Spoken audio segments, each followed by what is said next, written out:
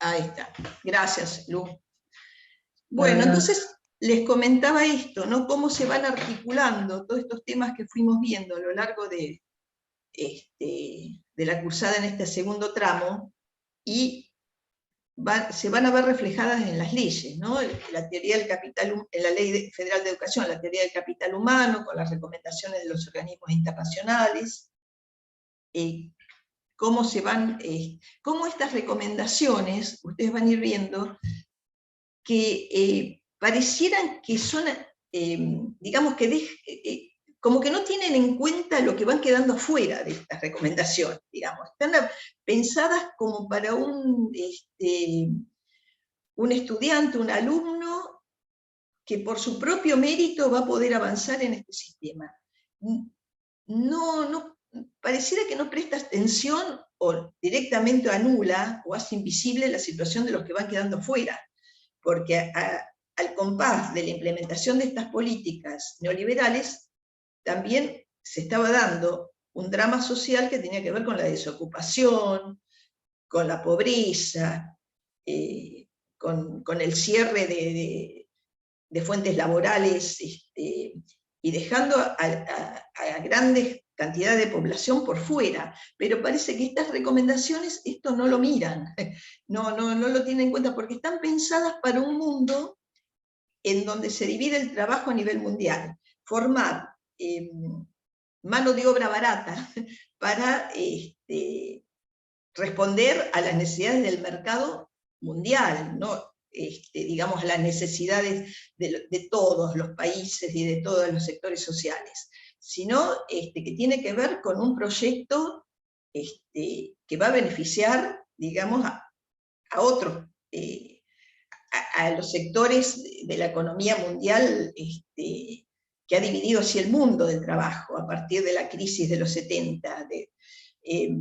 Entonces, el mundo se va a dividir entre países que van a proveer mano de obra barata, que van a proveer materias primas, y otros que van a colocar sus mercaderías, que serían, justamente por eso se abren las importaciones, porque en los países centrales llega un momento que se agotó esta producción y la tienen que colocar en otros países. Bueno, cuando se abren las economías en nuestros países, si los queremos llamar periféricos, ¿qué significa eso?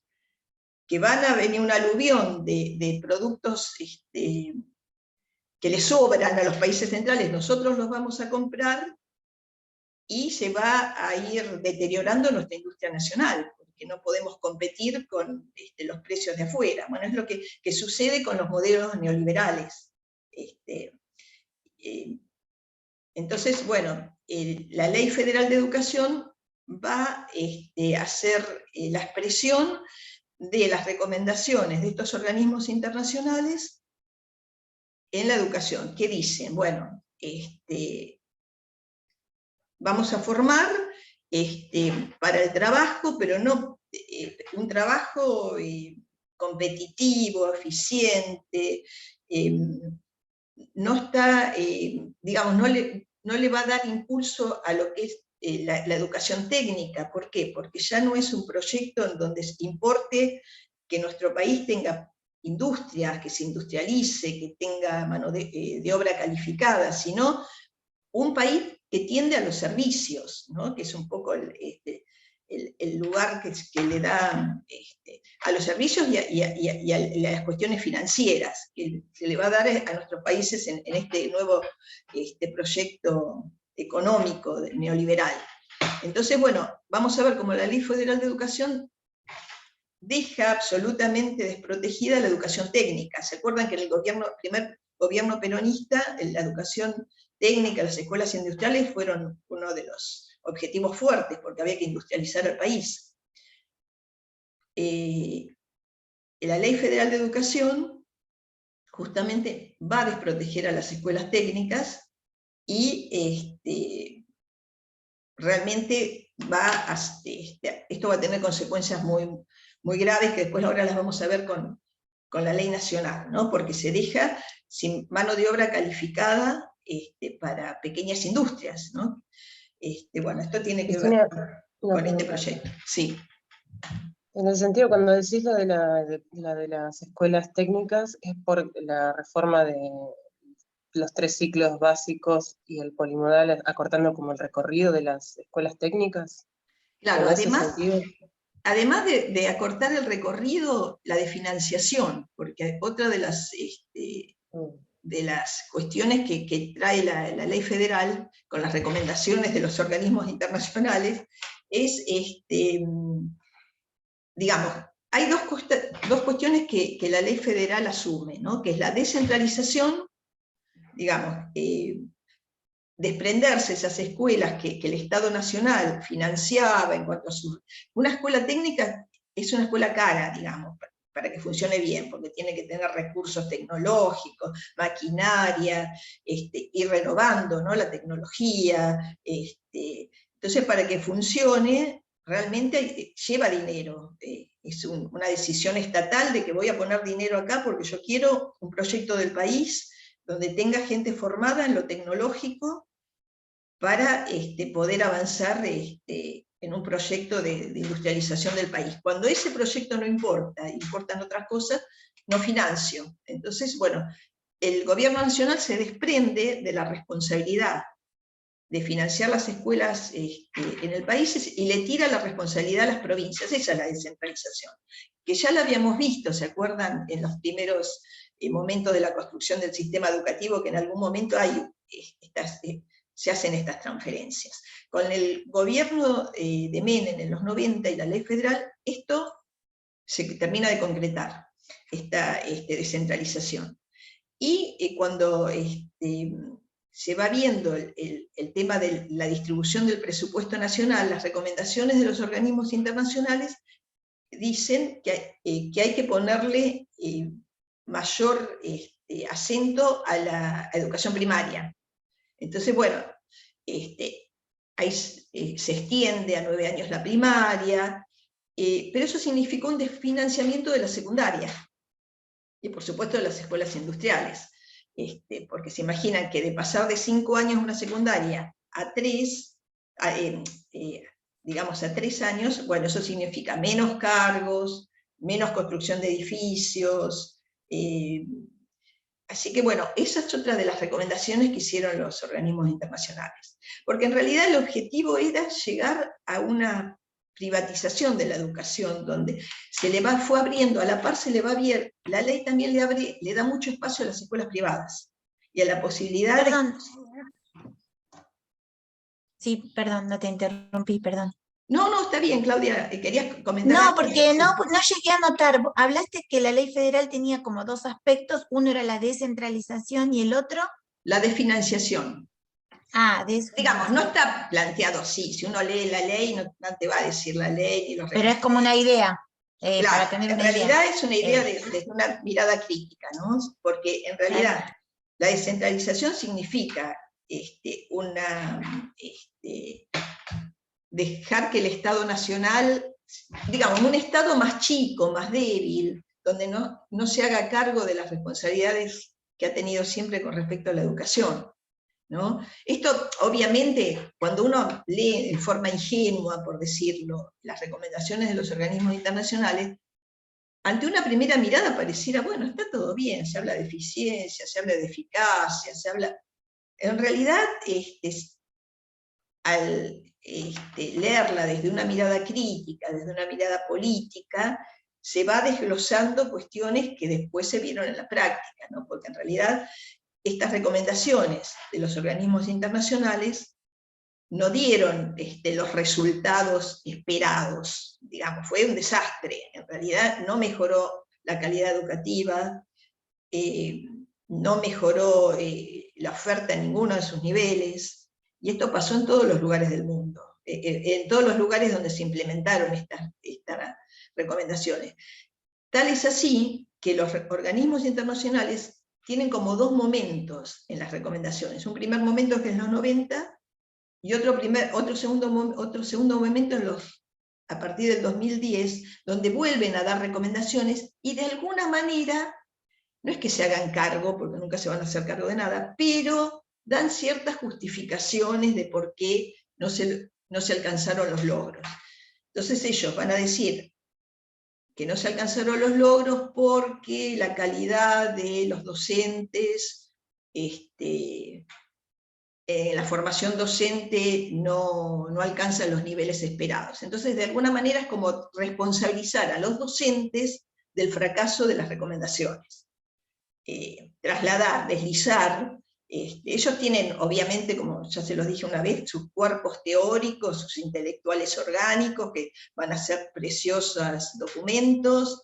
Esto tienen gente muy inteligente, muy preparada, donde ellos tienen sus argumentos para avanzar.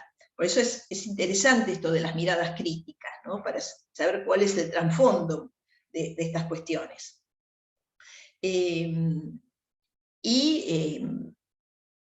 Bueno, esto es interesante verlo, porque en realidad, en el sentido común, incluso en el campo educativo y en el colectivo docente, tampoco se conoce a fondo estas cuestiones. Los docentes que están operando dentro del sistema, los profesores, muchas veces no tienen esta conciencia crítica. Es decir, se le baja las recomendaciones a través del Estado y hacia ese lado van, porque además están dentro de un sistema y tienen que operar dentro de él, pero por ahí los colectivos que más han reaccionado han sido los sindicatos, que los sindicatos siempre han sido colectivos politizados, digamos, entonces han tenido miradas críticas y han tenido resistencias ante estas cuestiones de la ley federal. Y por supuesto, qué sé yo, sectores de la universidad, porque también se sancionó una ley de educación superior en los 90, que abría las puertas a la privatización desde los colectivos académicos de las universidades, también fue resistida, hubo muchas discusiones, y por eso es, digamos, en la medida que nosotros podamos tener miradas críticas y hacer lecturas políticas y sociales de las cuestiones que pasan en educación, podemos ofrecer resistencia, ¿no? Como lo decía Giroux, ¿no? No podemos ofrecer resistencia si no tenemos una mirada crítica, ¿no? Bueno, eso es una construcción que tenemos que ir haciendo nosotros de a poquito, mirar las cuestiones desde, ver un poquito más allá de lo que nos bajan.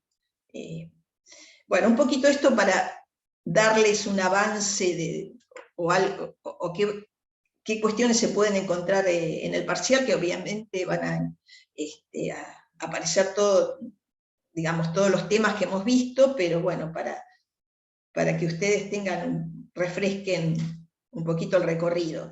Y con respecto a Tiramonti, que habla de la fragmentación, cómo se va pasando de una sociedad segmentada y un sistema educativo segmentado a uno fragmentado. No le den tanta importancia cuando habla Tiramonti, que por ahí se enroscan y por ahí no se termina de entender esto de los movimientos, digamos,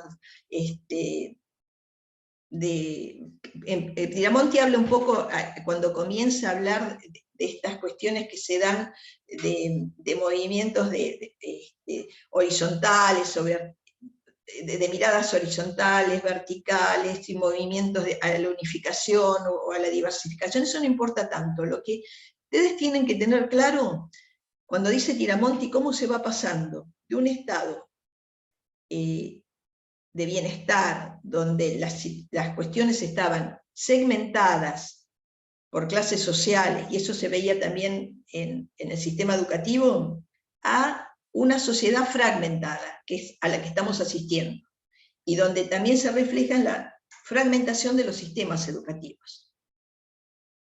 Donde ya, si antes hablábamos de nivel primario, en un sistema educativo fragmentado, vemos que dentro de la primaria hay distintas ofertas, no podemos hablar de una sola primaria.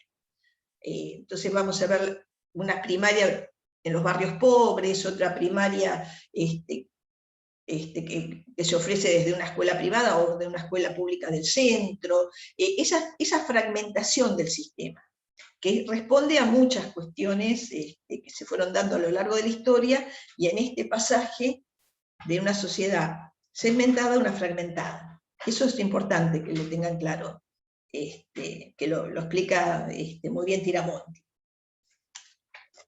Bueno, no sé si quieren hacer alguna pregunta de lo que fuimos hablando hasta ahora.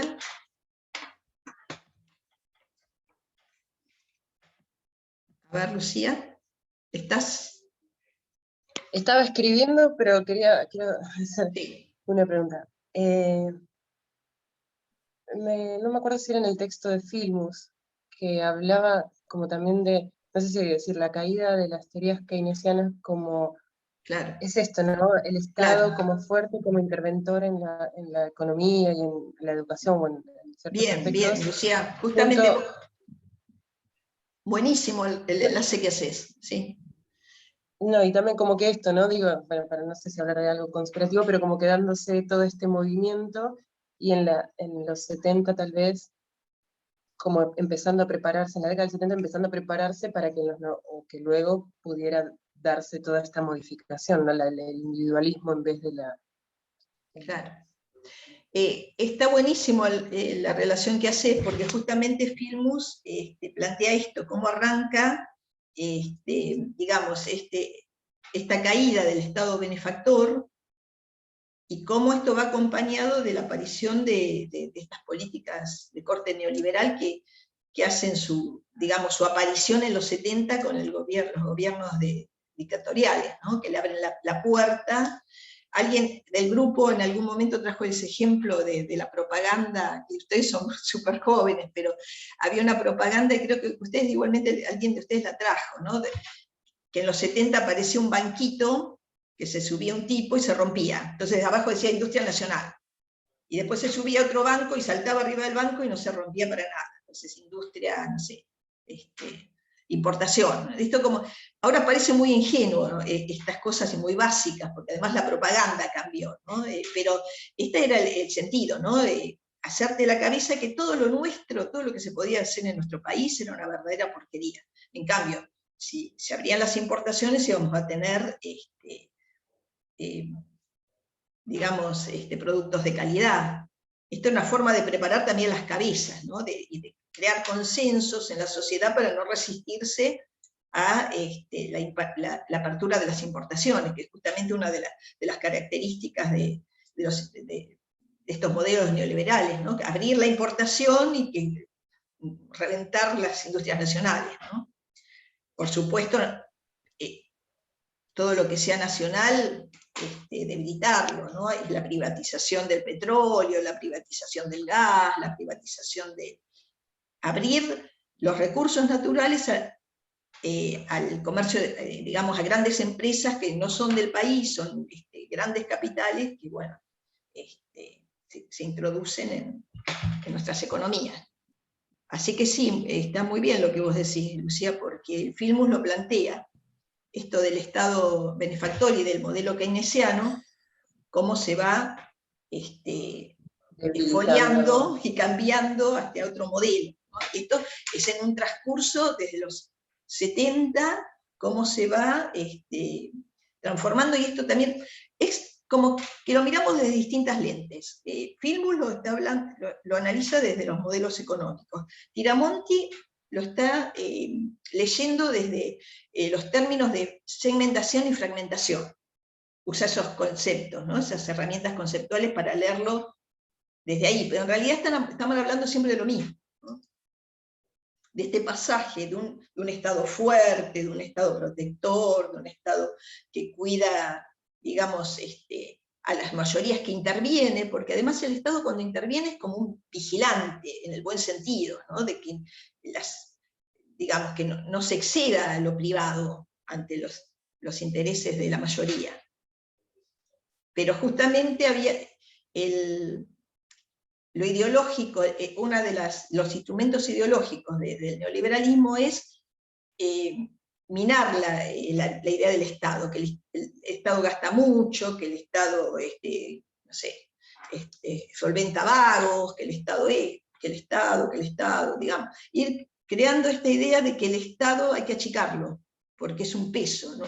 Y en realidad el Estado benefactor concibe al Estado como un regulador, como alguien que tiene que, bueno, ponerle límites a la voracidad de los sectores económicos, si no esto no tiene destino, que es un poco lo que está pasando hoy, ¿no? La economía, el mercado es voraz, ¿no? Parece que no termina nunca, y así es.